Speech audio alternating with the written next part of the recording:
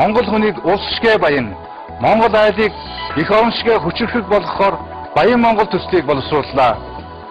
Монгол хүний амьдралын чансаа улсынхаа тэнхийг дагаж дэлхийн эхний гурваа байх гэхэд толгой харавт багтах үүд хаалгыг Баян Монгол корпорац төсөл нээж байгаа юм а. Ашигт матамлаас олох цэвэр ашиг ойрын 6 жилд 25 дахин өснө. Нэг хүнд новдох дотоодын нийт бүтээгдэхүүн эх 8 жилд 6 дахин нэмэгдэх бодит тооцоо гарсан байна. Баян Монгол корпорац бол ардчилсан намын мөрийн хөтөлбөрийн эрдэнийн хувь хүртээх зорилтыг хэрэгжүүлэх үндсэн арга билээ. Энэ хөтөлбөр бол Монголд байгаа баялагийг Монгол хүн бүрт хүртээх хөтөлбөр мөн. Энэ хөтөлбөр бол эзэнтэй юмыг эзэнд нь өгөх хөтөлбөр мөн.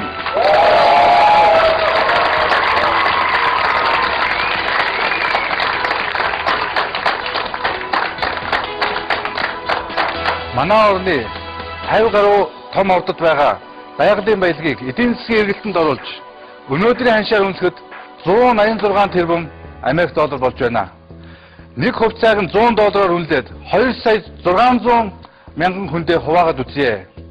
Нэг хүнд 361 хувьцаа буюу 36,100 Америк доллар хөрвүүлээд үзэхэд 40 сая орчим төгрөгийн хөрөнгө ноогдож байгаа юм а.